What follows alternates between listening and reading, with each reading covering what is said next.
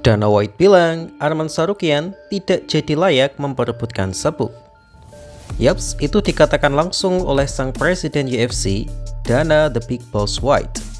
Dalam wawancara terbarunya, ia mengatakan bahwa memang sudah sewajarnya Arman tidak layak memperebutkan sabuk karena ia telah melakukan kesalahan fatal dengan pull out di hari H pertandingan main event.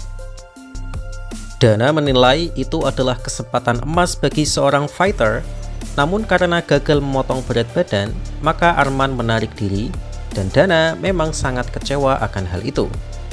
Namun yang menjadi pertanyaannya adalah, di beberapa waktu lalu, Dana White sendiri sudah mengatakan bahwa kesalahan Arman sudah dibayar tuntas dengan mau menjadi backup fighter untuk Topuria versus Charles Oliveira.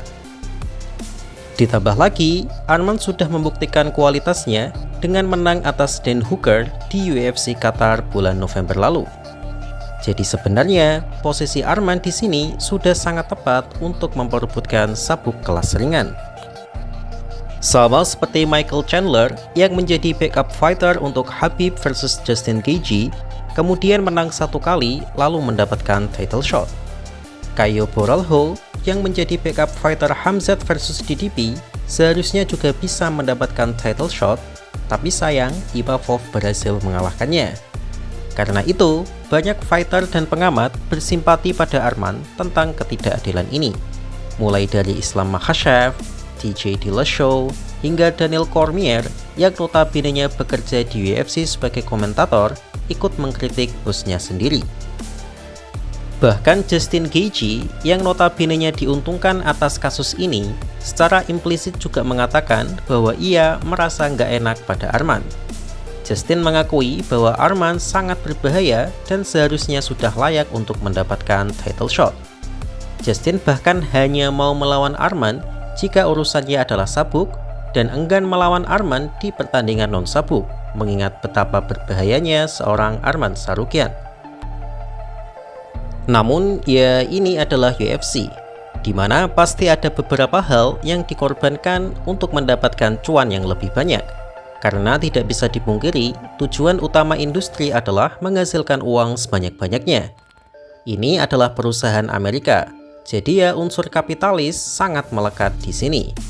Tapi jika ini terus dilakukan, bukan tidak mungkin para fans UFC akan mencapnya sebagai industri hiburan saja, sama seperti WWE, dan UFC akan kehilangan martabatnya sebagai promotor MMA paling bergengsi di dunia. Dana White sendiri juga tidak bisa secara langsung menjawab pertanyaan wartawan dan malah menjawab dengan statement yang tidak mengandung jawaban dengan mengatakan Arman pasti paham akan hal ini, yang realitanya Arman juga tidak paham tentang match up Justin versus Paddy. Jadi bagaimana menurut kalian?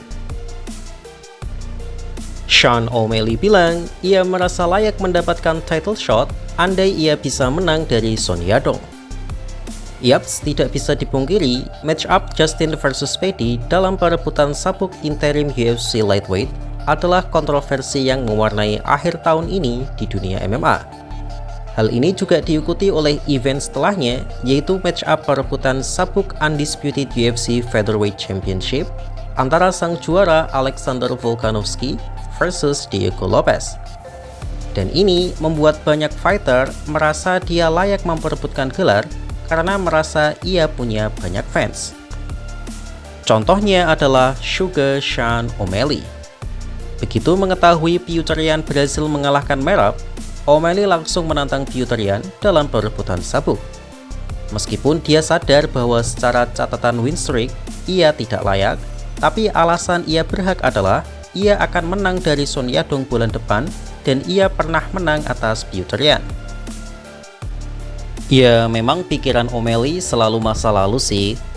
Dulu saat ia menjadi juara bantamweight, yang dipilih menjadi lawan pertamanya adalah Chito Vera, hanya karena Chito pernah mengalahkannya.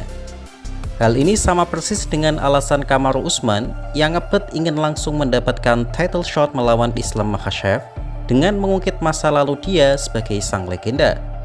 Yang sejujurnya memang benar ia salah satu legenda terbesar kelas welter.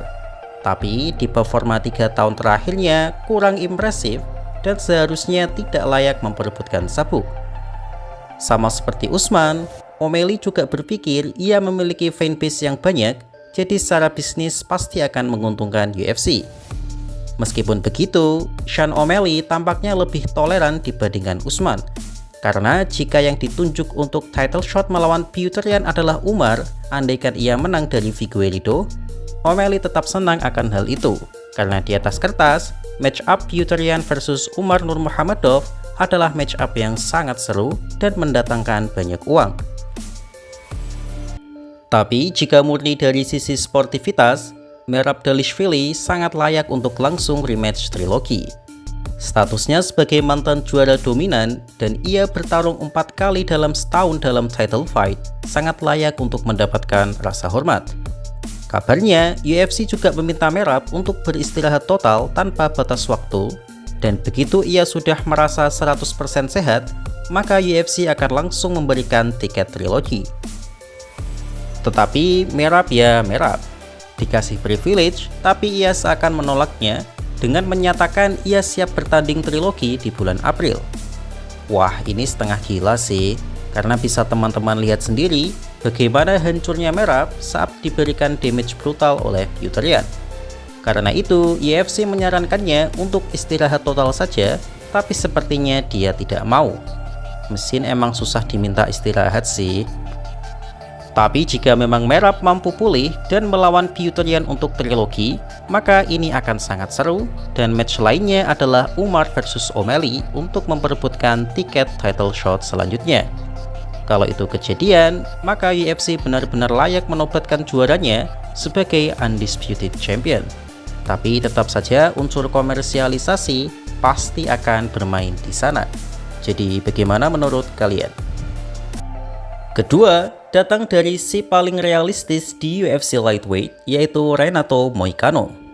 By the way, saya sebut realistis di sini karena dia adalah fighter yang dengan lantang menginginkan uang di oktagon interviewnya. Dalam sebuah kesempatan, ia mengatakan bahwa laga Justin Gaethje versus Paddy Pimblett adalah tindakan yang tidak adil bagi semua kontender di kelas ringan. Ia berkata bahwa memberikan laga sabuk interim pada Paddy Pimblett adalah tindakan yang lucu, karena menurut Moicano, Paddy Pimblett adalah easy money atau fighter yang seharusnya bisa dikalahkan dengan mudah oleh top contender. Alasannya sangat sederhana, yaitu sama seperti Makhachev. Moicano mempertanyakan, memang siapa yang sudah dikalahkan Paddy di divisi ini? Michael Chandler, Tony Ferguson, dan Bobby Green adalah fighter yang kenyang dengan kekalahan sebelumnya.